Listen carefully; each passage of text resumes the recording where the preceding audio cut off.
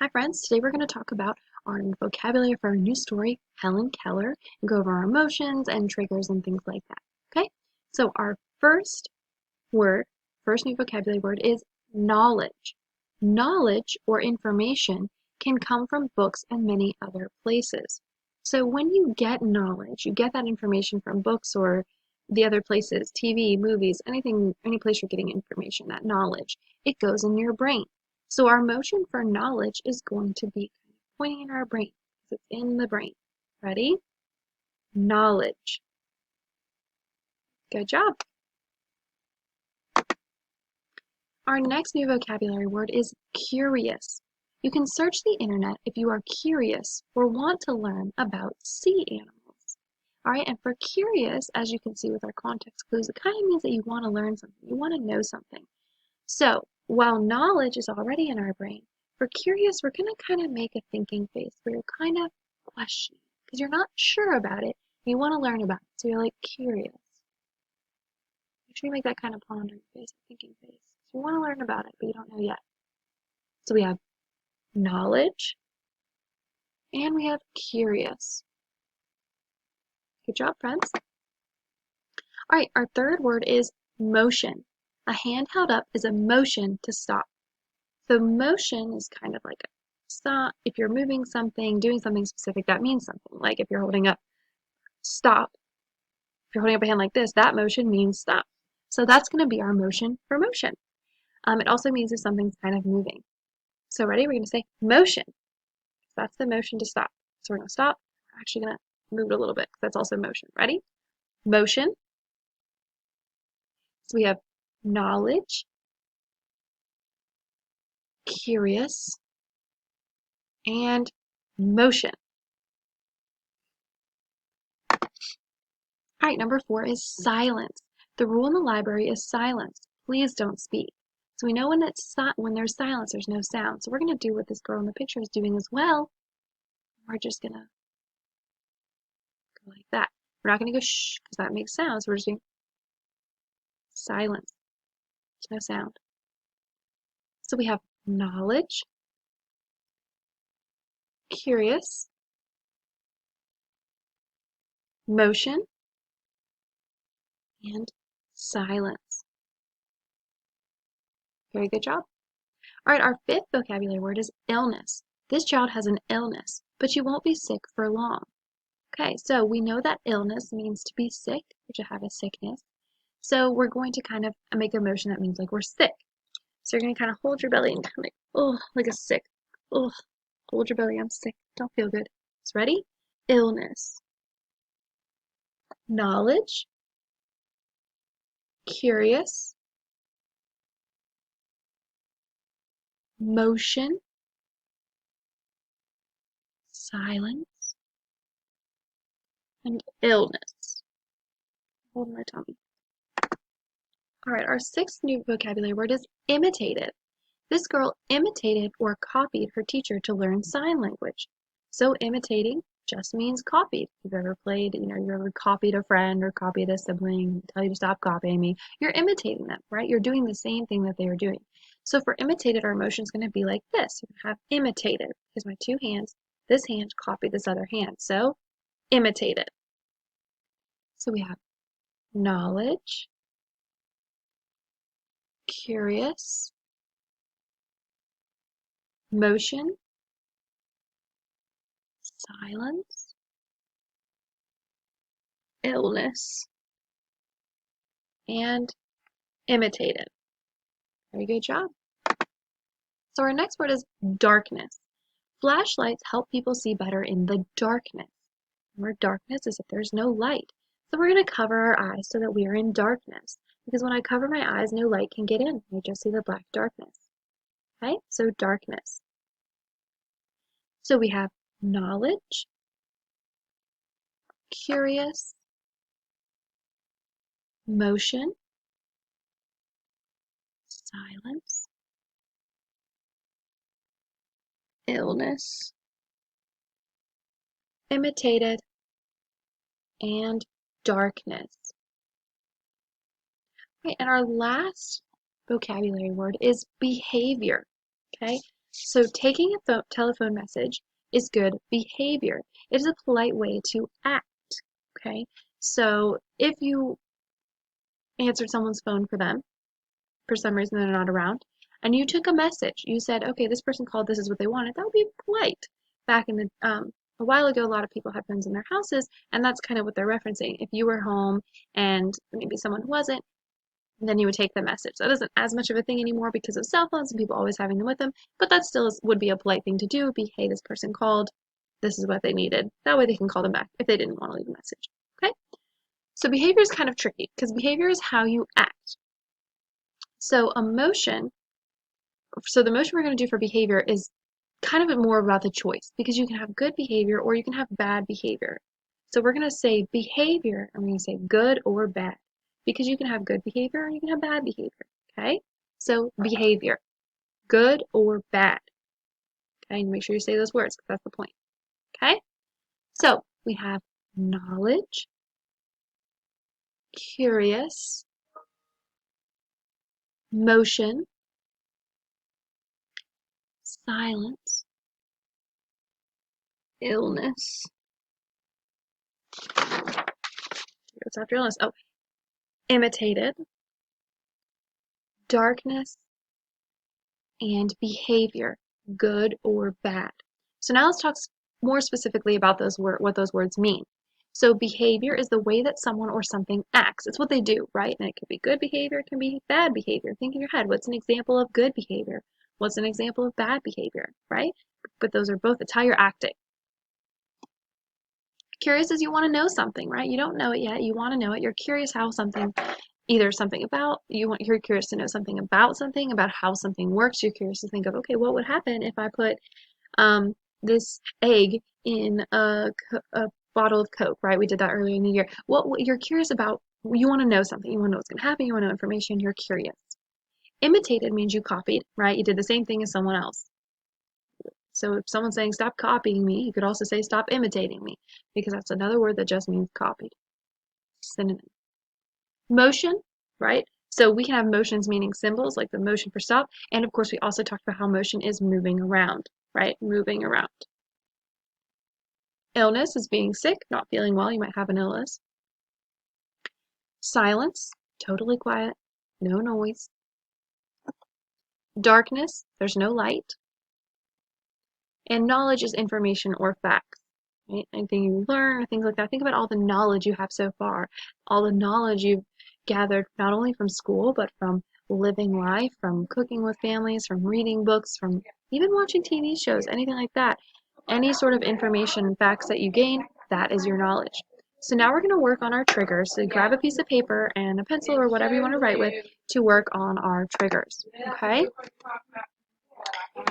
All right, so remember, as always, you have this paper in 4 pieces so that you have 4 on each side for your vocabulary triggers, okay? So we're going to start with our vocabulary word knowledge, right? So we're going to put that up in our top first box. Knowledge.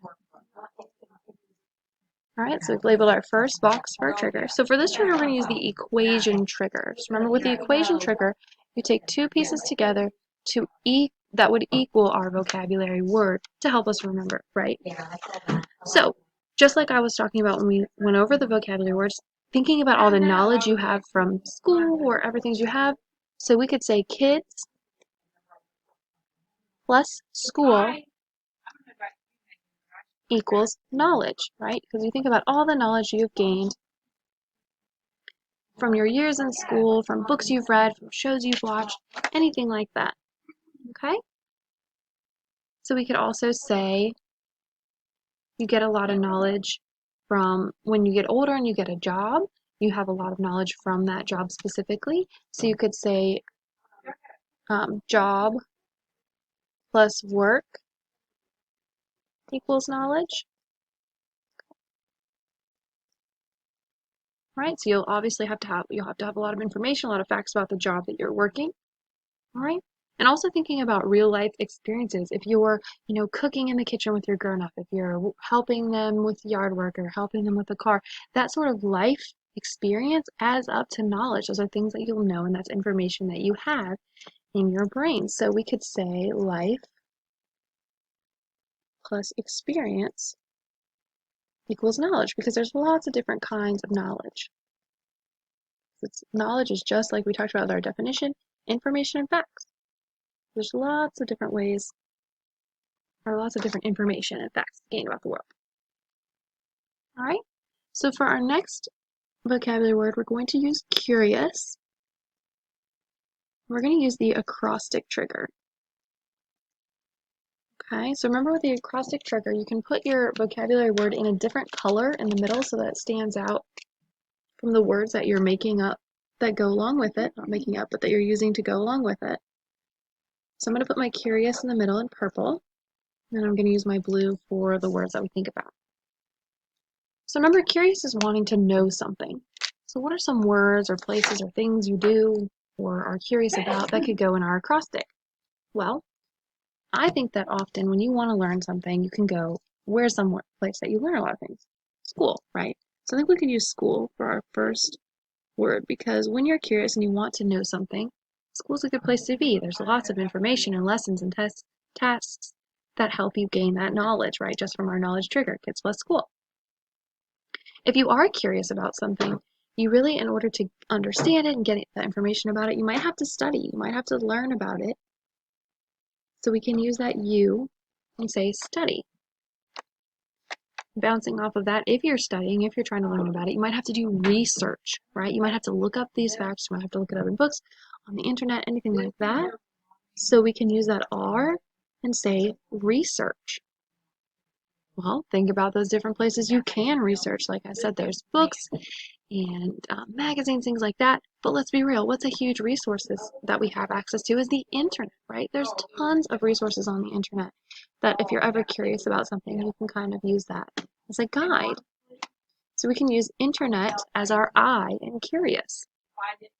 Now, when you are curious about something, when you do research, when you do study, when you do use the internet and look it up, you gain that knowledge, right? So you were curious about it, but once you learn about it, you've gained more knowledge. So we can use this O and put it in knowledge. I shouldn't have had quite a gap there. I left a little bit too much room. That should be closer. Right? So you gain that knowledge. And when you gain that knowledge, when you've researched, you begin to understand what you were curious about. So you can use the U for understand. All right? And the last S could be a little tricky, but I think of somewhere else that I might go if I was being curious about something in the world. You might be curious about something outside, right? You might go outside and find a bug or an animal or something you haven't seen before and something that you're curious and you want to learn more about. So we could have outside be the word for our S in our curious acrostic. Right? So the next vocabulary word we're going to use is motion. And we're going to use a sketch trigger for motion. Okay, because remember motion is kind of moving around. So we're going to draw a hand, because that also kind of goes with our motion for stop that we talked about. And we're going to draw these kind of motion lines around it. So if you draw lines like this, if you've ever seen that in a cartoon or something, it shows movement, right? It shows that the hand is moving. It shows that the hand is in motion. Okay? So that one's our sketch trigger for motion. All right, the last one on this first page is going to be silence. All right, so let's use our examples and non-examples trigger. So we're going to do our T-chart and have examples. And non-examples. All right, so take a second, think to yourself, what are some examples of silence or times when there is silence or where you should have silence, etc. Or some non-examples of silence, when there's not silence, when there's not that sound. Think about it. What could you add to this chart before I kind of add some? So I think of some examples. My first thing I always think of is the library, right? You really have to be silent in the library. People are reading, studying, working. It's a really quiet place. So that we could say quiet as well is kind of a synonym. That's an example of silence. if you're out and there's maybe, if you've ever been, I don't know why you'd have necessarily been in this, but if you've ever been like in a cave, if you've ever toured a cave and you think that when there's not talking, it's really quiet because the rocks absorb a lot of the sound. So we could say a dark cave is an example of silence, right? And I know you haven't read the weekly story for this yet because you're introducing the vocabulary and things first, but if you have ever heard of the condition of being deaf, which is a focus of Helen Keller, something that she goes through, that's silence, right? You don't hear anything. If a person is deaf, if they have the disability of being deaf, they they don't hear anything. They have silence. So we could say deaf is an example of silence. All right, so now let's think of some non-examples. What are some times when it's not silent? I think of maybe the playground, right? So when we're in a normal, quote unquote, normal year and you get to be outside and everyone's running around, screaming and playing on the playground, that's definitely not a silent time. If you've ever been to like an amusement park, another great example of not silence because they are, loud, everyone's screaming, the rides are loud, everyone's having a good time, right? And then another example would be kind of along the same lines of a fair. If you've ever been to like a fair, a county fair, carnival, something like that. Again, just lots of people, lots of hustle and bustle, so it's not silent. Okay? All right. Just gonna pause that there if you need it. So, on the back, we're gonna work with our last 4 vocabulary words. Okay, so we have illness. All right, so remember that's, sickness, feeling sick, not feeling your best. So we're going to use the analogy trigger for this one. Remember that's like what our bridge map does. All right, so we're going to say illness is to being sick, as it's called wellness is to being healthy. All right, so illness, sick, comparing to wellness means healthy. Okay? All right, for imitative, we're going to use another sketch trigger. And we're going to draw, remember, imitated is another synonym for copied. And we're going to draw 2 little stick figures.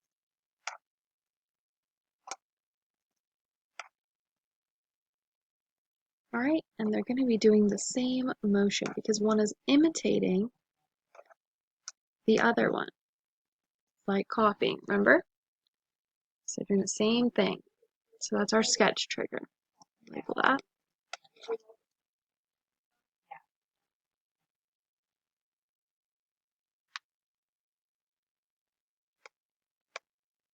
All right, with darkness, we're going to use our examples and non-examples trigger as again.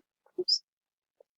So having our T-chart examples on one side and non-examples on the other. So think about some times where there would be darkness. Where would there be darkness? Remember, darkness means there's no light. So what are some examples of that? Take a second before I start, brainstorm in your head. What are some examples of darkness, of where darkness would be? Well, I think back to kind of one of the triggers we used for, or one of the examples we used on our other here where we had a dark cave for silence. I think a dark cave would also work for our darkness because there's no light. Now, if you're touring a cave that's been specifically set up for that, they would obviously have lights and things like that. The cave itself, the dark cave, if there wasn't any of that, would be dark. Think of nighttime, right? Right. And I think again about another condition that relates to our story that you're going to read about being blind. Okay, when you're blind, your eyes don't see, so you don't see the light. The light doesn't get into your eyes the way that our eyes do normally if you're able to see. So we could say that blind is an example of darkness as well, being blind. So you'll have to look out for those things in the story as you read. All right, and what are some non-examples of darkness? Well, think of daytime, that's super bright.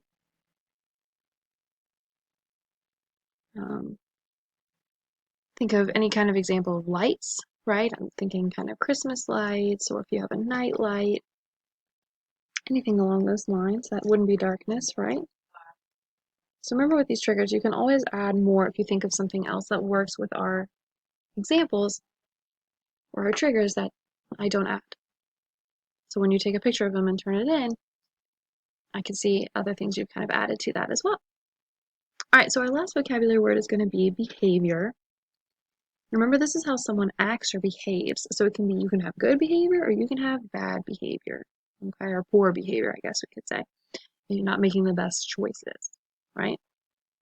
So we are going to kind of talk about it like that. We're going to talk about the good versus the bad. So we're going to have come up with examples of good behavior and of bad or poor behavior.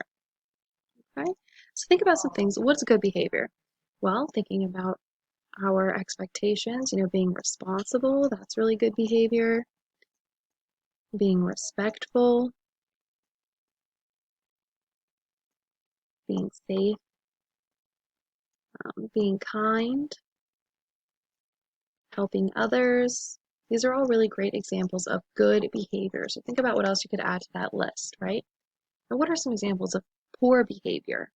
Well, hitting someone else, complaining, not listening. These are all examples of probably not the best behavior, some pretty bad behavior with that hitting and things like that, right? So those are some examples for our trigger for behavior. So those are the new vocabulary words that you will be working with this week. So remember the motions for each of those, and then the triggers and definitions that we will refer to throughout the week for Helen Keller. All right, friends, as always, work hard, do your best, and have a great rest of your day.